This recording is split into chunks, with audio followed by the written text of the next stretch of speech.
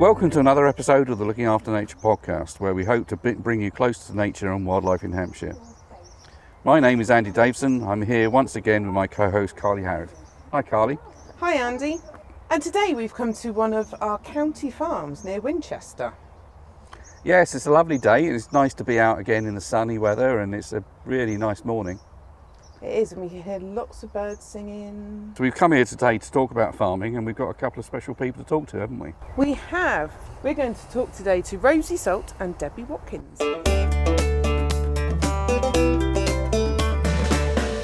Morning Rosie, how are you today? Morning Andy, I'm very well thank you. You? Yeah, I'm fine. It's lovely to get out. We're quite early start, but it's a lovely morning. Although we're on a farm, we've got the motorway quite close, but it's not too intrusive. It's quite lovely here, isn't it? This is a really lovely spot actually, just on the outskirts of Winchester, by the water meadows, near St Cross. It's a lovely spot. Now you work for the County Council, you're not part of the Countryside Service, you work closely with us, but what do you actually do? I am in the Rural Estates team and we manage the County Farm service as well as helping to look after the other rural sites that the council holds. So say county farms, I mean somebody might be a bit surprised that the County Council owns farms, so why do they own farms? So they were established in the interwar years and grew from there under legislation designed to support entry into the farming industry for appropriately qualified new entrants. Initially to help produce food, but now it's to support and keep the rural economy going. So is it for new, I mean clearly it can be quite difficult for young farmers and new entries to come in and buy a farm. Is it there to support them partly? Yes, obviously not everyone is lucky enough to be able to buy a farm. They're rather expensive, and not everyone who has, you know, the skills, enthusiasm and ability to be a farmer happens to be lucky enough to be a farmer's son set to inherit one. So the county farms are there really for those who have that drive and enthusiasm and, you know, business know-how for farming, to have that opportunity in their own right to farm under their own steam and see where they can take themselves. So you've got the River Itchen just beyond there, I think, which is one of the famous chalk streams in Hampshire, but it's not, the Triple SI isn't just the Itchen, although it's called the River Itchen Triple SI, it's not just the river. You've got these bits of water meadow and lush grass on either side as well, which is an example of, isn't it? Yes, tenant here, he only took over the farm in 2019, is young and enthusiastic, and he's currently looking into different environmental schemes that he might be able to enter that would help to support him looking after those meadows for the years to come. Because one of the things that the countryside gives us, we talk about looking after nature, so nature can look after us. Clearly it's got clean water and pollinators and carbon sequestration, but food is one of those things as well. So we have to make sure, you know, we can't rewild or set everything aside for countryside, so we have to farm to produce the food that we need, don't we? We do, and I would like to think that there's a bit of a sea change in people wanting more nowadays to support their local farmers and buy more locally. The beef from this holding is sold to local butchers and can be found in local pubs. He has some pigs here that he is growing in partnership with a local butcher who makes award-winning sausages. And there is definite, you know, on this County Farms estate, there's not just this farm. We have a couple of others, one of which produces Jersey milk, and he has a vending machine which people can go to and is very well supported. There's just a real drive from the people in Hampshire to support their farmers and eat and buy as local, seasonal as possible, which is fantastic. Because British farming has got a very high relative worldwide ethical standards for animals. Yeah, in particular, our welfare standards go above and beyond most other countries. Certainly, you know, our pigs have much higher welfare standards than, say, Danish ones. The fertilisers that we're allowed to use are a lot less harmful and used a lot more carefully. than on crops in other countries. The cattle here are obviously red tractor assured, which is an important mark of assurance for people when they're out buying their food. You know, that it's come from a farm that looks after its animals, looks after its land. So that red tractor, that's what appears on the packaging that if you pop down to your local supermarket. Yeah, exactly. If you go to the supermarket and you see a red tractor on your pack of meat or carrots or whatever, you can rest assured that that farm has been through a strict quality control. Debbie and Carly talked about conservation and farming, and clearly there's a move now to get more conservation on farms so that the wildlife and farming can sit together. What are the county farms doing to move towards that? I'm glad you asked, Andy. We have recently reviewed our county farms policy, and as part of that, the council has committed to encourage our tenants to aim for a higher standard of farming. So we've started fairly small, but definitely hit the ground running in that for the last couple of years we've had our farmers undertake winter farmland bird surveys, which has been great because we found that we've got quite a few red and amber list species across our holdings. In addition to that, we're very much encouraging those tenants who don't already to look into possible stewardship schemes, be that the countryside stewardship or looking to get into the sustainable farming incentive pilots, all with a view to eventually getting them all into the environmental land management scheme when that comes available. And as part of it, we have started on a farm by farm basis looking at the makeup of those holdings and what they have in terms of natural capital. So for example, a farm just up the road from here, we undertook this work and we noted that it was between two sinks, sites of importance for nature conservation, and realised therefore it had great potential for brimming over and as a bit of a stepping stone habitat between those two sinks, one of which is particularly important for butterflies. And so as part of that, we could see that it made sense for some pollen-rich strips to be sown along boundaries. And the idea of these is that we don't necessarily dictate to the farmers what we think should do. It's to give them the information so that they can take ownership and pride in coming up with a plan to improve that holding's biodiversity and sustainability. And it's that natural capital, because as I say, alongside the food that these farms produce, I say you've got woodlands that sequester carbon and take carbon dioxide out of the atmosphere. Yeah. And these water meadows here along the edge we're talking about, they act as buffers to the, as well as being important in themselves because they're going to be full of all sorts of insects and plants. You know, they'll buffer the river itself from any, the small amount of fertiliser and stuff you put in will be absorbed with that before it gets into the river. Exactly. Any sort of runoff where the water might be eroding, silting, it'll capture that before it goes into the river. So there's all these, I keep talking about nature-based solutions. And it's good because, you know, nature will do this for free quite often, you know. Yeah, and farmers are definitely waking up to the fact that, you know, there's a benefit to be had in employing these nature-based solutions to assist with their day-to-day farming operations. Because there are some parts of the world where they've depleted the habitat so far, there's no bees left anywhere there, so there's nothing to pollinate the crops that they've got, so they have to bring in lorry loads of bees, don't they? They do. Luckily, we don't have to do that here. So, I mean, all these things you're doing in terms of pollinator strips, that supports the pollinators, which hopefully go and pollinate your crops. Yes. I mean, we do have, or have had, you know, arrangements between our tenants and local beekeepers, which is, you know, worked for them. They get the bees to help pollinate their crops, and they might get a jar of honey as well. And then the beekeepers get to enjoy their pastime as well and have, you know, access to a bit of the countryside. Now, you talked about red and amber list birds. What those are is where they've put it's set criteria for the different lists they put together, and it's how far they've declined nationally. So some of these species, like yellowhammer, lapwing, they've over the last few decades really, where farming got really intensive and you know, people were paid to take hedgerows out, and push, make much bigger fields. Yeah. This has impacted the birds particularly so much that they're virtually disappearing from our countryside, and that's what the red and amber list is talking about. Yeah.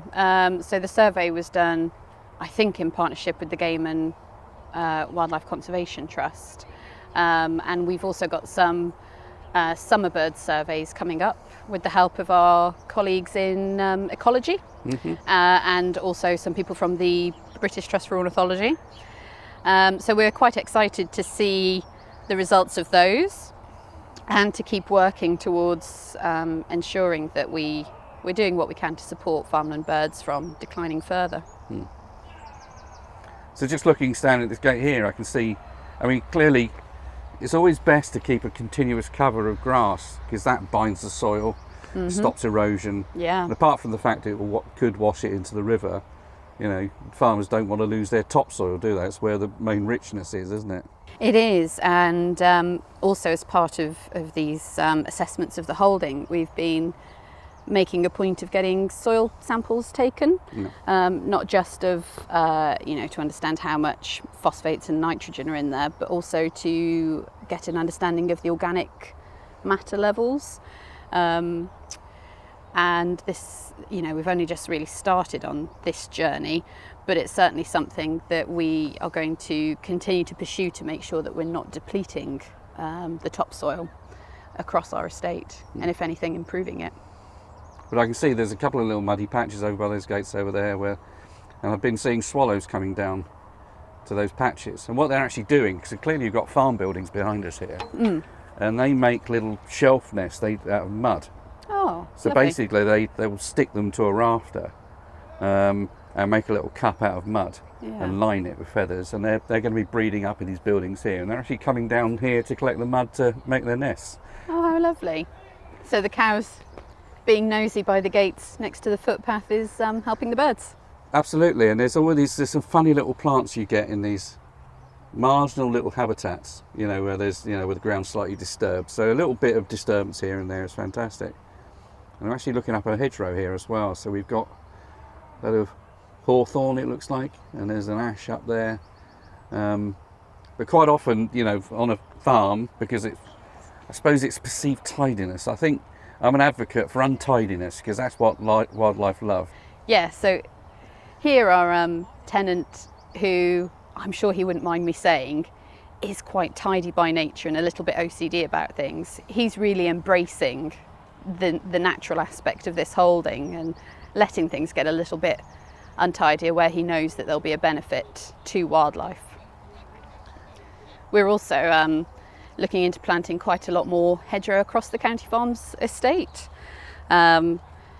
We have some holdings that are part of a cluster group, and there is some funding available through that to plant some new hedgerows. So I'm discussing with the tenants there where hedgerows might be planted this winter. So that's quite exciting as well.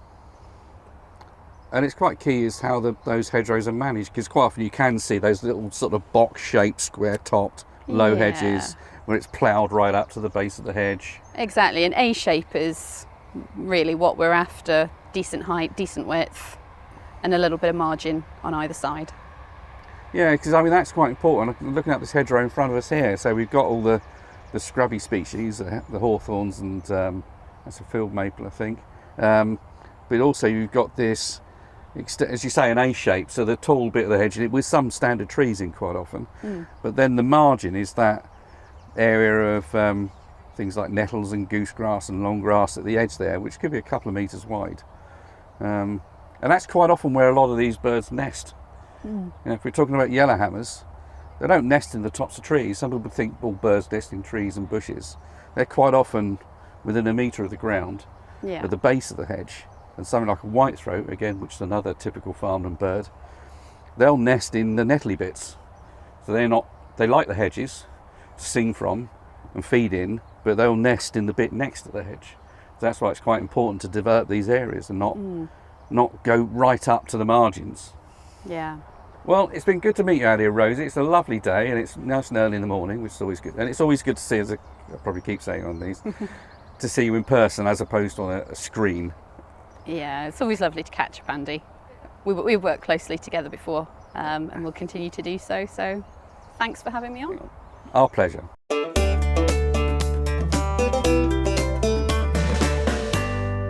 Hi Debbie. Hi Carly. So you are the Rural and Land Manager for the Countryside Service, aren't you? What does that mean? That means that I oversee a number of our teams working out on our rural sites across Hampshire, of which we've got quite a few. You're not just a manager with the Countryside Service, you're also a farmer in your spare time? Yes, indeed I am. At home, I'm part of an enterprise where we have dairy. We're a mixed farm actually, which includes arable, dairy, beef, and sometimes sheep. So we've come to this farm today because there's quite often a perceived conflict between conservation and farming, isn't there? There is, and I mean that's kind of prevailed for quite some time, but I think actually what's happening, and there is a real opportunity now to move all of that closer together. You know, lots of farmers are actually managing their farms very sustainably and are actually very active in enhancing the wildlife on their farms. Yeah, it's not all about ripping out hedgerows and chucking chemicals everywhere anymore, is it? No, it isn't, and it is actually still quite highly regulated, so those things, you know, it's quite difficult to sort of do those things. But apart from that, on top of that even, a lot of farmers are kind of leading the way in actually looking at how they can enhance their farms for many things, for clean water, for wildlife, to produce sustainably produced food and local food that's really high quality. And there's no need anymore, is there, to produce food at the expense of wildlife? No, I think it can be done, and the beauty is that all farms are different, all countryside's different, and that in itself creates the diversity that we could be, you know, taking advantage of for wildlife. And the farm we're here today, I can hear all sorts of birds singing. I'm looking at a nice Herefordshire bull and some lovely hedgerows and long grass, and also some lovely water meadows. We have, and these water meadows are sites of special scientific interest, and the farmer has actually started to manage those really sympathetically with no fertiliser inputs. He regulates how much the grazing is, and consequently what he gets is some really nice looking meat potentially, and it's all farming clean water as well as some really nice wildlife rich grassland. Yeah, and I bet those steaks taste a bit nicer than... Well, they do say that that meat grown on wildlife rich grassland is tastier and better for you. Yeah, definitely. Farming needs wildlife to help produce its food, doesn't it? It does. I mean, it's been kind of fairly well documented now that if you have really good pollinator strips and areas for insects, that they will form part of that aid pollination and actually pest control as well. Yeah, natural predators. Yeah. Now we are looking very much with our management on our countryside estate of joining it up and working together at a landscape scale and brooming over. Yes, I think what the ideal aspiration would be is where you don't see the join, basically. So the countryside is the countryside. I mean, even on our own nature reserves, we graze animals because that's a management tool for managing them in the best way.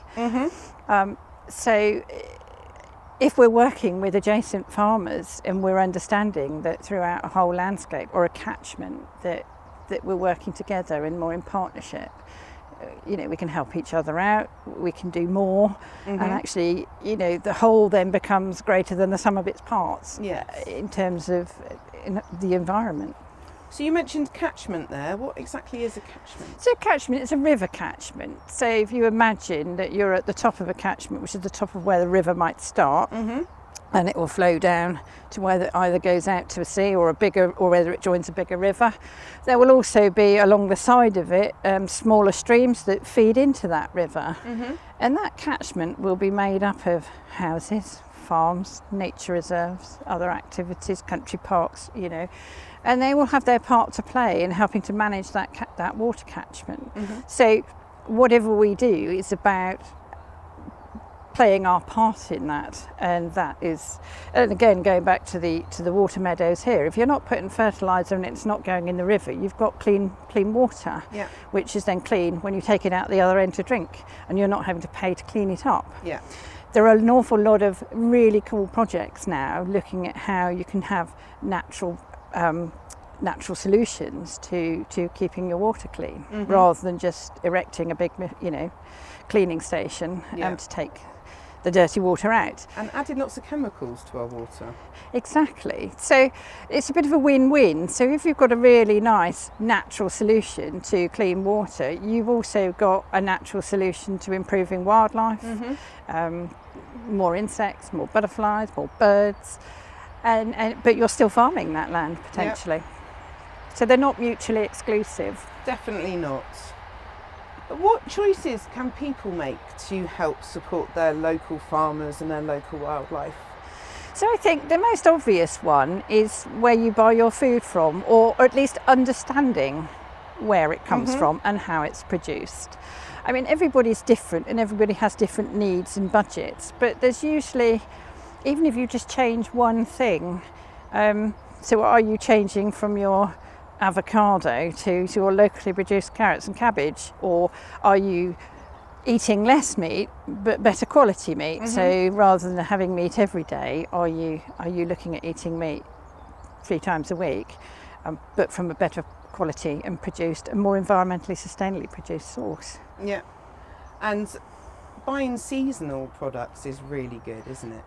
It is really good, and actually you get the best flavour and the best quality, and we have been for so long been fortunate really to kind of just have everything all year round. But I think we can all appreciate a homegrown tomato or a homegrown strawberry. They are far superior in taste, fresher, better for you, contain all the better nutrients, and of course they don't have such a long journey time. No. And that's it. I'd rather eat a strawberry from down the road than I would from that's come on an aeroplane. Yes. Well, thank you very much for coming out and talking to us today, Debbie. It's been great to see this farm and to hear the wonderful birds all around us. It's been my pleasure, Carly, because it's always great to go and have a look around another farm and see what great works are being done.